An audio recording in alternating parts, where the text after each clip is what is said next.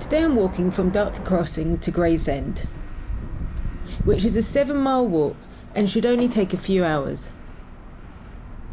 I'm doing this walk as part of a big walk from Waterloo to Land's End, keeping a sketchbook along the way of the things I see along the shoreline. I've decided I'm only going to do 3 sketches per walk, so I want to become more selective about the things I draw.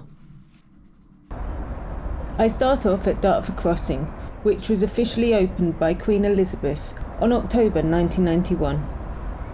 The bridge is a major crossing over the River Thames and connects the counties of Kent and Essex together. As I walk with the river on my left, I walk past Clipper Boulevard. I come to the realisation that this walk will be another walk through the industrial plants. Without these cement plants and docks, I wonder if the city would fall apart. However, at times it can be a little gross. Interesting though. In the very distance I can see the large cranes. That's where I'm heading. At Greenhithe I have to take a right inland and keep following the incredibly well signposted Thames path. I don't know whether this is a new development, but the signposts seem frequent and clear. I quickly get put back on the shoreline, where I take one last look at the bridge. I've finally found a view that I'd like to draw of the bridge. The views close up seem so awkward, but seeing it far away the structure looks more gentle and flowing. That's my first drawing complete. I'm only allowed 2 more. Once again, I have to follow the Thames path inland, and then follow the signs, finding myself back on the shoreline. One of the reasons I'm keeping the drawings to only 3 per walk is so I become more selective about the things I draw. Only drawing views which are super interesting to me. Plus, let's face it, if I draw everything, I'll never get this project done.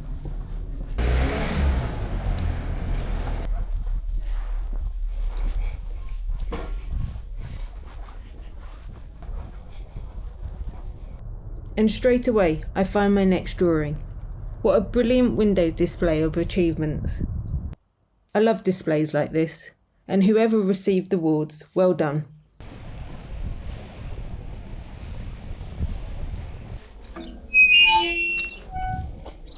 We are now about to enter Swancombe Marshes, where there seems to be a large amount of dog turds in bags, which is a bit gross. They're all scattered along the pathway, and at the end there's a big pile of them. I actually think though the council needs to put a bin here for the dog walkers to discard of their waste. The dog walkers are maybe making a dirty protest of sorts. Either way, it's proper gross. It was in these marshes again that the rubbish tippings started to appear. The rubbish was either washed up via the Thames or it's being dumped in a pile at night.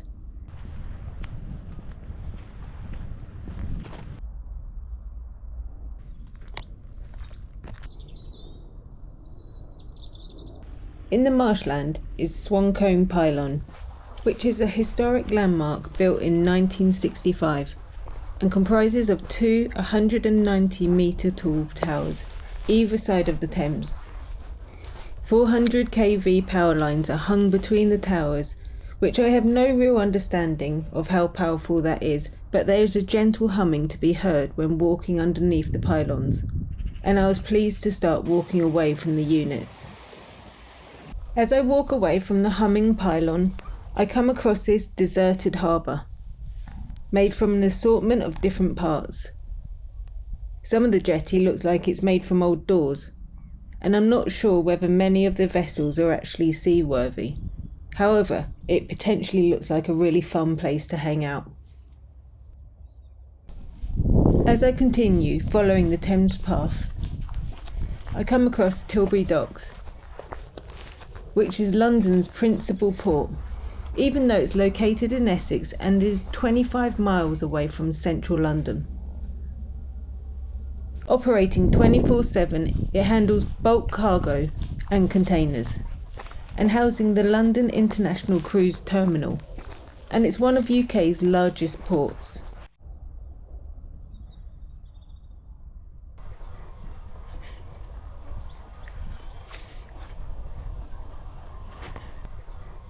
As I continue my walk away from the docks, I have to follow this path up this hill.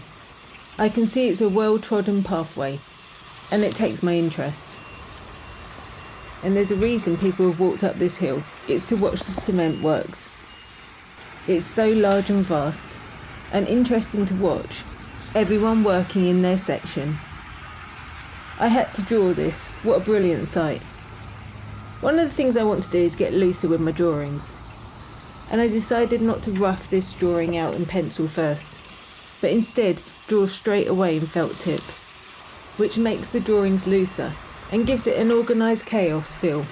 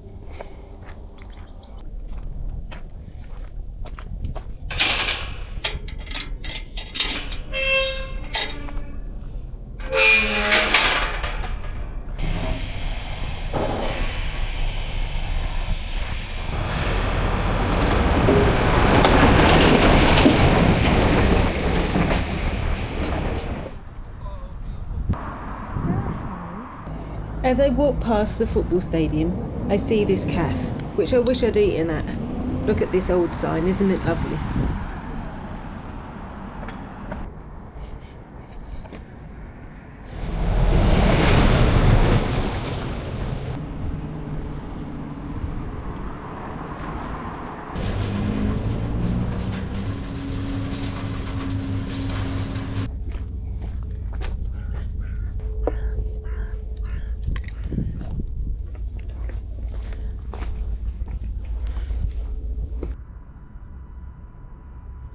In Northfleet, I came across a war memorial statue, which is actually a listed building. This memorial is situated in the cement works and commemorates the staff of Bevend who were killed or missing in the Great War. As I continue my walk, I come across a giant floating Andrex tower. A good reason not to do any research before you do a walk. So when you come across buildings like this, it's a total surprise. This water tower was built in 1957, and Andrex rebranded the tower in 2021 with artwork featuring the iconic toilet roll.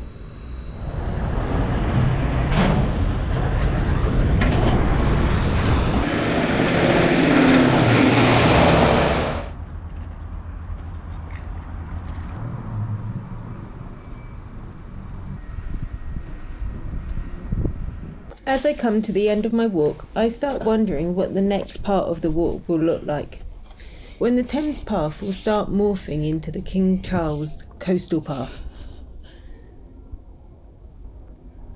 Thanks for joining me on this walk and walking with me along the Thames path. Here's a flick through of my 3 drawings which I created from the 7-mile walk. See you on the next one.